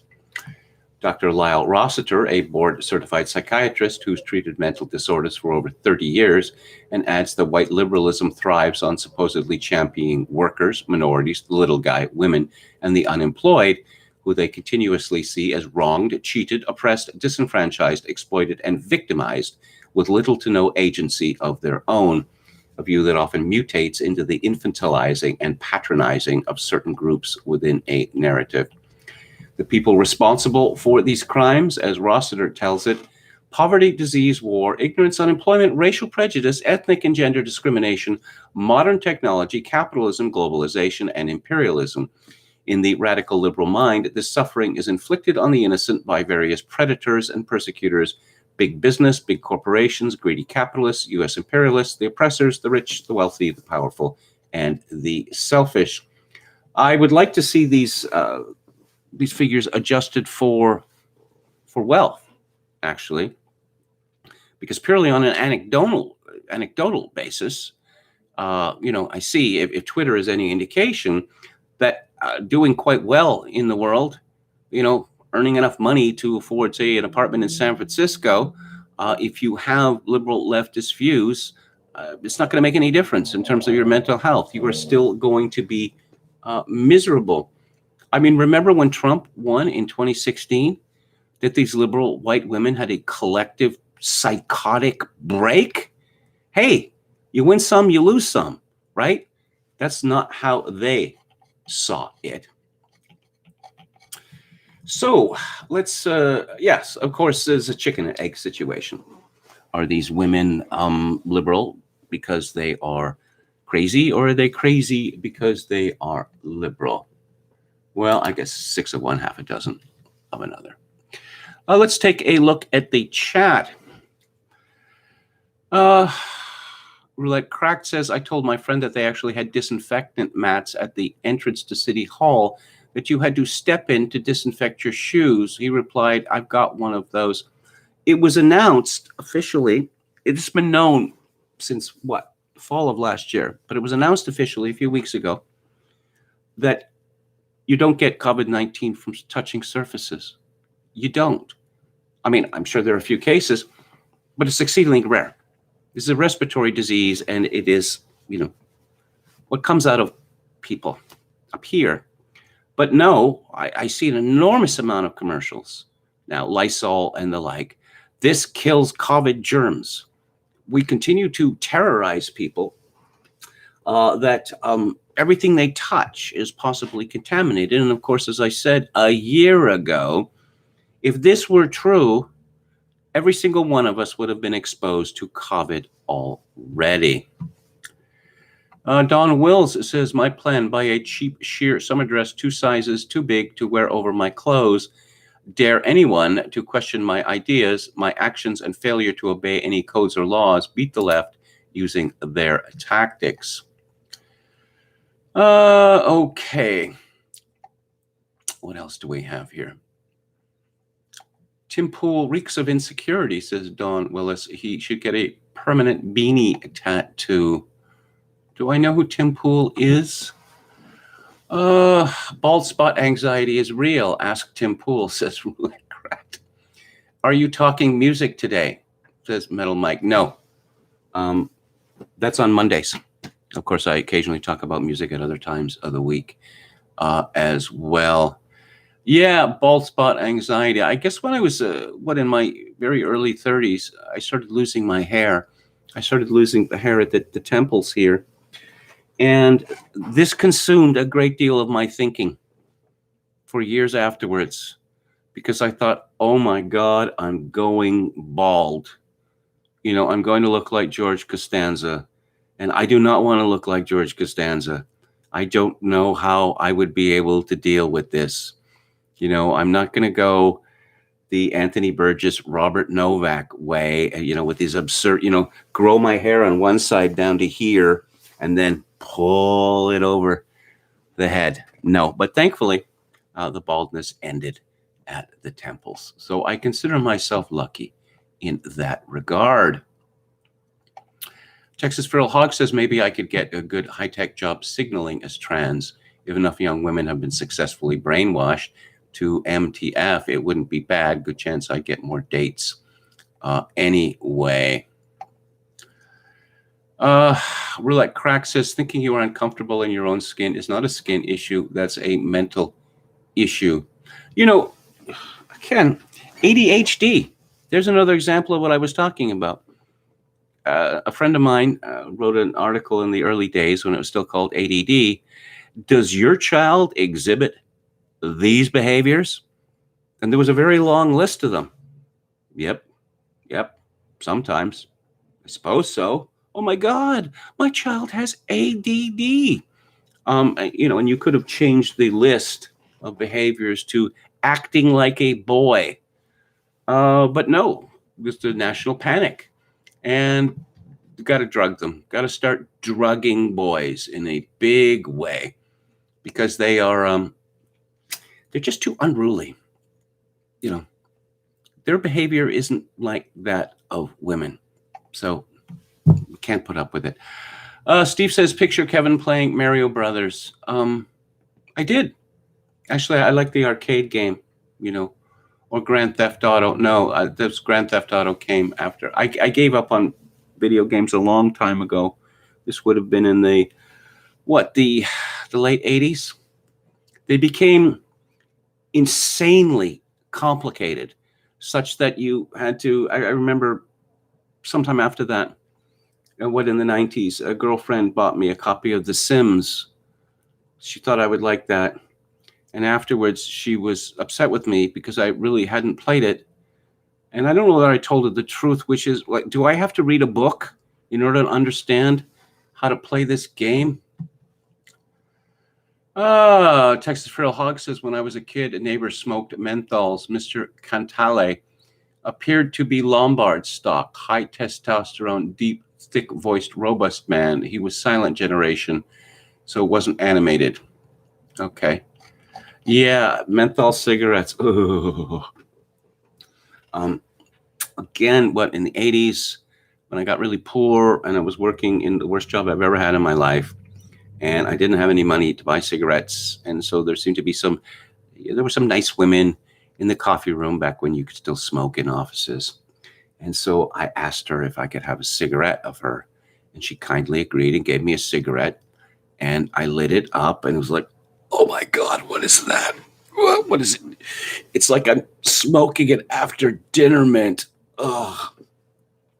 Actually, I think before that I had tried cloved cigarettes. God knows why. God knows why. And I was in a pub, and I lit one up, and it was unpleasant, very unpleasant, and very different to, obviously to tobacco. And I don't know whether I finished the cigarette or not, but immediately I felt that I was at the bottom of a well. And I left shortly thereafterwards and pretty much slept through the next 24 hours. Okay, what are we going to talk about now? I think we're going to talk about Joe Rogan, whose success continues to be a source of, close to amazement to me, because you've heard me say this before, but I always think of Joe Rogan as the least funny cast member of news radio. Here's a story from NBC Today. Dr. Anthony Fauci says popular podcast host Joe Rogan is incorrect in saying he would advise healthy young people against getting the COVID-19 vaccine. The chief medical advisor to President Biden reacted on Today, Wednesday, to comments made by Rogan on the April 23rd edition of his Spotify podcast, The Joe Rogan Experience, in which he said, if you're like 21 years old and you say to me, should I get vaccinated? I'll go, no. Well, that's incorrect. Yes, well, actually. And the reason why you're talking about yourself in a vacuum then. What? And the reason why is you're talking about yourself in a vacuum then. Okay, that's what it says. Fauci told Savannah Guthrie. You're worried about yourself getting infected and the likelihood that you're not going to get any symptoms. But you can get infected and will get infected if you put yourself at risk. You will get infected if you put yourself at risk. So why isn't everyone infected then? And even if you don't have any symptoms, you're propagating the outbreak because it is likely that you, even if you have no symptoms, that you may inadvertently and innocently then infect someone else who might infect someone else who could really have a problem with severe outcome. Again, if this is true, then why isn't everyone infected? 100% of the population. Rogan said he believes it's safe to get vaccinated, but if someone was a healthy 21-year-old who exercises and eats right, he would say it's not necessary. But Fauci said they absolutely should get vaccinated and countered that it's about more than just one person because they risk spreading the coronavirus to others. So if you want to worry only about yourself and not society, then that's okay. But if you're saying to yourself, even if I get infected, I could do damage to somebody else, even if I have no symptoms at all, and that's the reason why you've got to be careful and get vaccinated. Yeah, okay. There's no escape, apparently.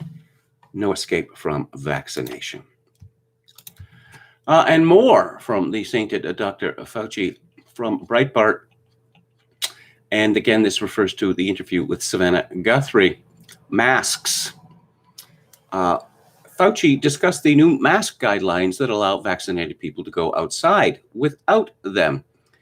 Guthrie asked Fauci when kids are going to be able to play without masks. Fauci suggested that time would come once they are vaccinated. He cautioned that since children are unvaccinated and out in the community, they are at more at risk of getting infected. And then what happens? Nothing. Nothing happens, but never mind that. It's going to be a situation, he said. Well, first of all, kids will ultimately wind up getting vaccinated, but you want to have some activity in that direction before they do. High school kids will likely get vaccinated as we get into the fall term, and children of any age will likely be vaccinated by the time we get to the end of the year. But let's not talk about the end of the year. Let's talk about the immediate or intermediate future when children are out in the community, when you have 30,000, 40,000, 50,000 new infections per day. They are unvaccinated now because children can't get vaccinated now. And for that reason, they are more at risk of getting infected because they are out in the community where there is lots of infection. Yes, because obviously outdoors is more dangerous than indoors when it comes to propagating a respiratory disease. Does this guy even understand what he's saying? Does he really understand that? Or has he just fallen in love with vaccine and masks? A rather shocking story from the New York Times. The effort by Governor Andrew Cuomo's office to obscure the pandemic death toll in New York nursing homes was far greater than previously known, with aides repeatedly overruling state health officials over a span of at least 5 months, according to interviews and newly unearthed documents. Cuomo's most senior aides engaged in a sustained effort to prevent the state's own health officials, including the commissioner, Howard Zucker, from releasing the true death toll to the public or sharing it with state lawmakers, these interviews and documents showed. A scientific paper which incorporated the data was never published. An audit of the numbers by a top Cuomo aide was finished months before it became publicly known. 2 letters drafted by the health department and meant for state legislators were never sent. The actions coincided with the period in which Cuomo was pitching and then writing a book on the pandemic with the assistance of his top aide, Melissa DeRosa, and others. And they came as the governor's approach to nursing homes was receiving intensifying scrutiny from critics and Republicans, including former President Donald Trump, whose administration made a public show of requesting nursing home death data from 4 states with Democratic governors, including New York. The number of nursing home residents who died in the pandemic has been a particularly sensitive question for the Cuomo administration. As the first wave hit New York in March 2020, the administration put in place a policy to prevent nursing homes from turning away patients discharged from hospitals after treatment for COVID-19. Some critics blamed the approach for the large number of resident deaths in the spring, a toll that the administration then put at about 6,000. But by the time the policy was rescinded less than 2 months later, it had become clear that not all the deaths were being included in that tally. Those who died after being transferred to hospitals were not counted as nursing home deaths. Lawmakers and others began asking for a complete count of all resident deaths, but the governor's aides said parsing the numbers was difficult because of a fear of double counting. Oh, really? Among other possible errors. The full data on nursing home deaths was not released until this year after a report by the state attorney general in late January found that the official tally might have undercounted the true toll by as much as 50%. This was something Cuomo's aides had known since the previous spring, the New York Times found. Elkan Abramowitz, a lawyer representing Cuomo's office, said the administration was reluctant to release numbers it did not believe were reliable. Abramowitz said, the whole brouhaha, bad word choice, Abramowitz. The whole brouhaha here is overblown to the point where there are cynical suggestions offered for the plain and simple truth that the chamber wanted only to release accurate information that they believed was totally unassailable. The chamber was never satisfied that the numbers that they were getting from DOH, Department of Health, were accurate, he said, adding that the actions by Cuomo's aides had nothing to do with the governor's book. No, of course not. You'd have to be a wretched cynic to believe that. The Cuomo administration's handling of nursing home death data is now the subject of federal investigation, one of at least 4 overlapping inquiries into the governor and his administration.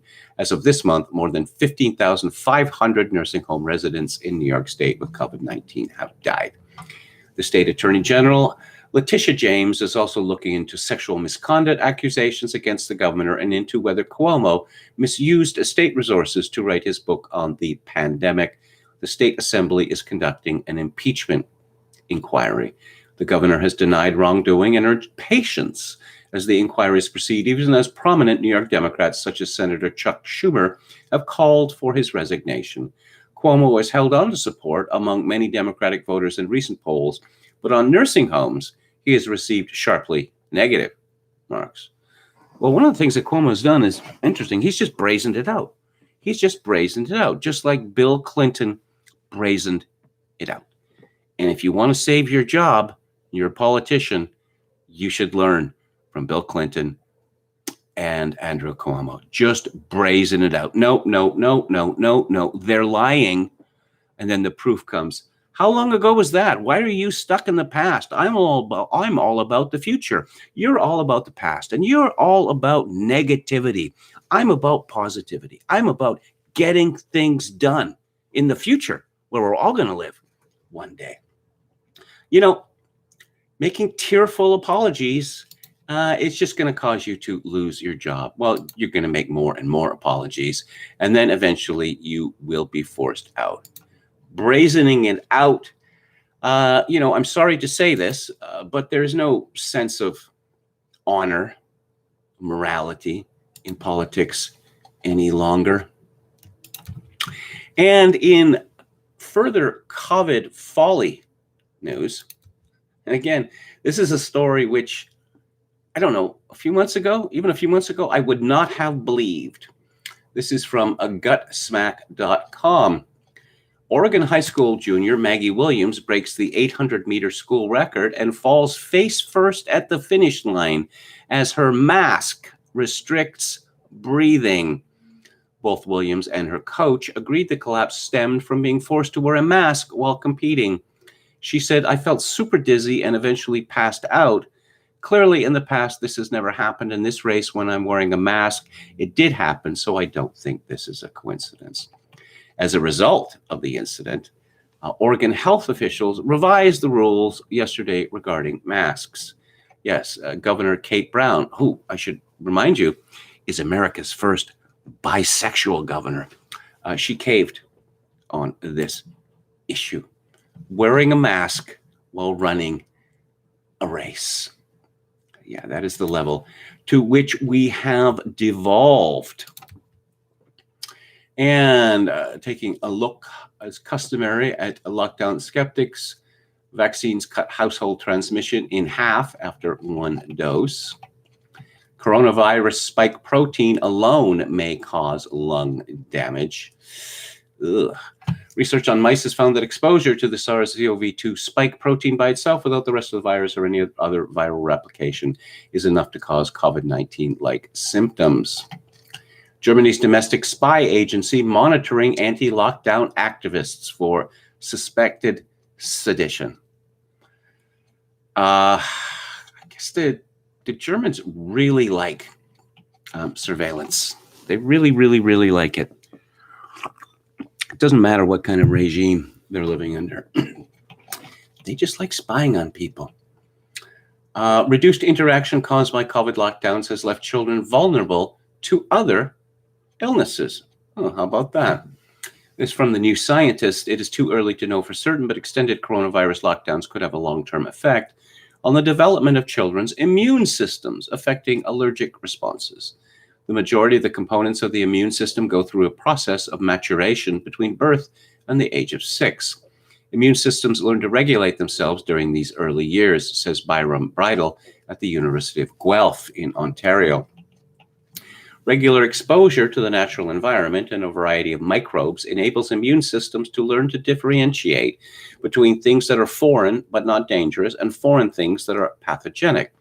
A failure to properly differentiate between the two may result in hypersensitivities, including allergies and asthma.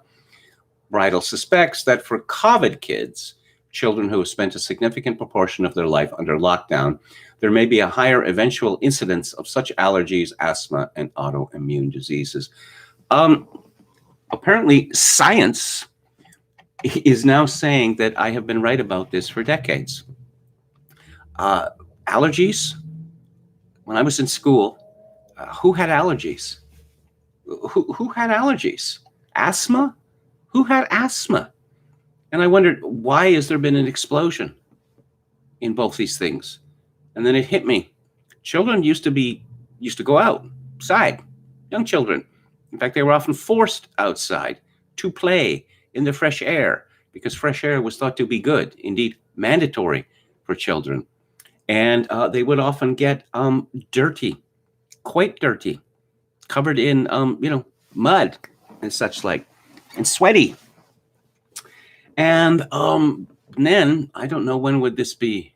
The 1980s or something? It was decided that it was dangerous for children to go outside because they would be liable to be kidnapped. There was a hysteria about children being kidnapped. And it turns out later that the ongoing FBI database of kidnapped children in the United States never exceeded 50,000. And almost all of those were cases of estranged parents kidnapping a child. Father who's lost custody, swooping in and grabbing the child and taking him or her to another location. Also, it was decided that children getting dirty it's a bad thing. It's a bad thing because the world is full of germs and we have to isolate children from germs. I wonder if Dr. Fauci is familiar with this study from Guelph University. American universities order students to take COVID vaccine before returning to classes. Yes, and the EU's vaccine passport scheme could destroy peace in Northern Ireland. It seems to me that Northern Ireland's position has become wholly artificial. I just think it should join the rest of Ireland or become an independent country. Number of COVID hospital patients in England falls to 7-month low, but clearly it's not yet time to stop the panic. Over 70% of English adults have COVID antibodies. Well, that's a good thing, isn't it? I would think that it is. The growing plague of mandatory testing in UK workplaces. Yeah, come on back to work where we're just going to be sticking things in your mouth and taking little bits out of you on a regular basis. And it's never going to end. I certainly wouldn't be looking forward to that. Let's take a look at Alex Berenson's Twitter feed. And I don't think Americans realize how much of Europe and Canada have slid back into lockdown in the last couple of months. We are incredibly lucky to have had Florida setting an example and making it impossible for the blue states to shut down again. Truth, the nation where Andrew Gillum is governor of Florida looks significantly different than this one, but Andrew made good use of his time off. A token white guy responded, in Canada, the more you obey restrictions, the more you get. They slapped the mask on in the middle of summer 2020, said it's freedom, then shut down bars, restaurants some months after and put in a curfew. They'll probably slap a second mask on this summer. I was referring to the specific case of Quebec, though I don't know if other provinces in the prairies, for example, are that far down. No, they're not. And in fact, Manitoba, which doesn't really have much of COVID or ever has gone recently, just in the last few days, gone nuts. Stev69 responded, in BC, we are not even allowed to leave our health jurisdiction. Can't travel within our own province. Mazda Saburi responded, I never thought the words thank God for Florida would ever come out of my mouth, but here we are. Elizabeth Bell responded, America went from having one of the worst records in the developed world on COVID to having one of the best. With our vaccine response, what possibly could have changed between December 2020 and now? It's a mystery. Miss Kitty responded, I don't care how Florida is doing because I'm one of those Canadians that can attest to stricter lockdowns again, still, whatever. It never ends, and I don't see the light at the end of the tunnel. Our government couldn't secure us barely any vaccine, and we pay for it in lockdown. Hop Stew, or at Pete8778, responded, Ontario is a medico-fascist police state. Yes, there is a lot of anger in Canada, but you're not supposed to get angry at the government, except if it's a so-called right-wing government. The government is our friend. The government is our family in Canada. The government knows best for us. And soon, our government will be passing a law which will make it illegal to mock politicians or civil servants. So while I still can, I think I'm going to do this regularly. I'm going to mock the Heritage Minister, Stephen Guilbeault, who is responsible for Bill C-10, for his hideously ugly beard. As I say, well, I still can. So, and finally, here's another example of manufacturing consent. I've been talking about journalism during this show, and how phony it is. This is a story by Sabrina Rodriguez at Politico. The Trump rejecting Florida Republican who has a plan to fix the GOP. Miami Mayor Francis Suarez has a message for leaders in Washington. Start thinking more like mayors. Okay. See, this guy that you've never heard of is the future of the Republican Party in the United States. It reminds me, 5 years ago or so? A very strange man. His name was Castro, was it? Juan Castro, something like this, was running for president. He looks reptilian. He's got a brother as well. They both look reptilian, as in, take me to your leader. But the media, just a groundswell of support for Julio Castro, I guess it was. And it's like, who is this guy? Why are we supposed to be excited about this guy? And they tried to do it with one of the younger Bushes. That didn't go anywhere. Florida isn't just the capital of Trumpism, and its electorate is no monolith, but one Republican leader in the state has made a name for himself by rejecting the Trump vision. Yeah. And is now yearning for a GOP. Let's focus on divisive politics and more grounded in solutions. Oh, divisive politics.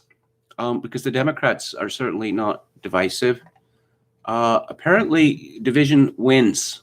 That's how you win in politics. That guy's stuff is bad. What he says is bad. It's hurting you, and it's going to continue to hurt you. But Politico would have us believe that no, politicians don't want to be divisive. And Suarez, who I found out, yes, isn't all part of America becoming hereditary oligarchy. His father was twice elected mayor of, guess where? Miami.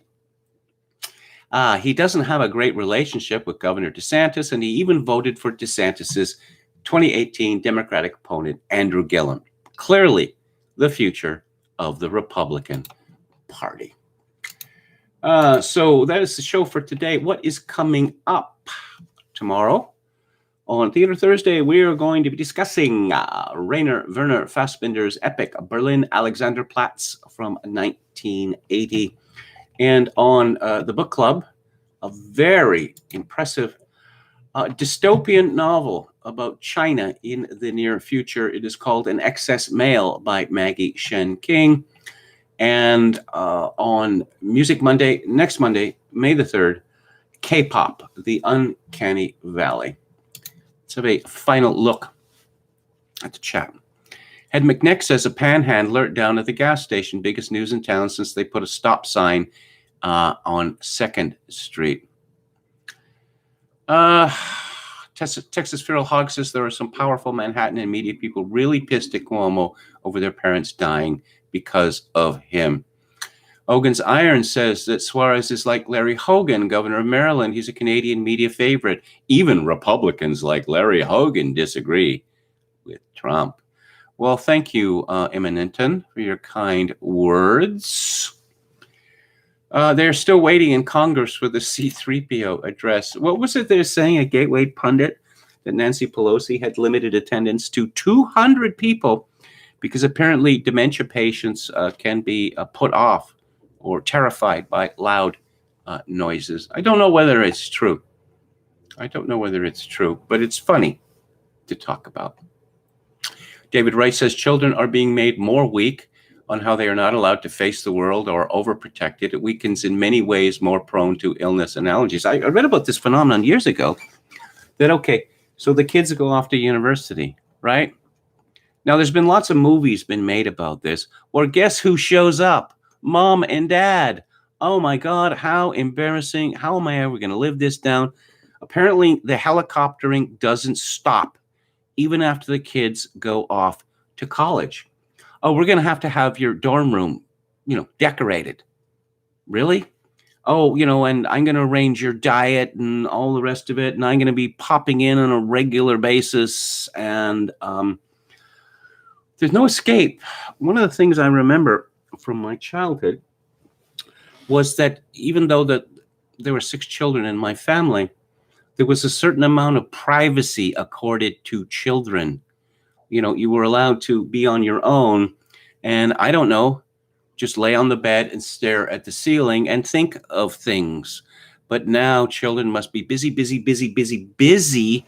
bettering themselves, and don't go outside because it's dangerous, and don't have any interactions with other people because that's dangerous. We're just going to have an explosion of insanity amongst the youngest generation. Okay, so that's it for today. I'll be back on the air tomorrow at 4 p.m. Pacific, 7 p.m. Eastern.